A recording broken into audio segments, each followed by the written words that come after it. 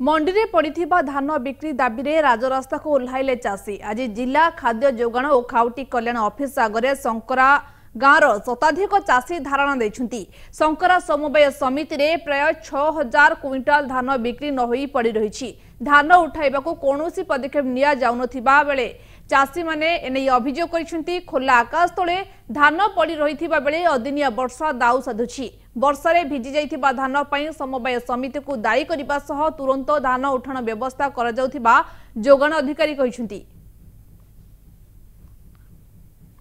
6000 quintal धान आम मंडी में पड़ी खुला आकाश तले सेना पानी टे पीबार भी सुविधा ना न कि ऊपर तालपत्री टे भी ना छाई टे भी ना सेठाने बहुत दिन आम धान पड़ीचे दिन को जदि आम कम्प्लेन करूँ गोटे गाड़ी पठे दौन आउ से तुम पड़े दौन से लगे आज आम इनके आईचु इठाने आम समाधान ना हबार तक आम समस्या समाधान ना हबार तक आम एठा ना जाऊँ बोलिक आज आईचु सी यहाँ कहीचन आम जमी हो सुविधा करमु बोलिक हेन्ता प्रतिश्रुति आम 5 थर आमको दे सारे न आर हेतार प्रतिश्रुति ऊपर आम विश्वास भी ना ऑलरेडी गोटे गाड़ी लगी लोड भी चली ब्रजमय पद्मनी कहीदे से मैंने गाड़ी पठेबे आमर मेन प्रोब्लेम हूँ जो संबलपुर मेलार आसर से धान ठीक भाव न उठेबा द्वारा आम गोटे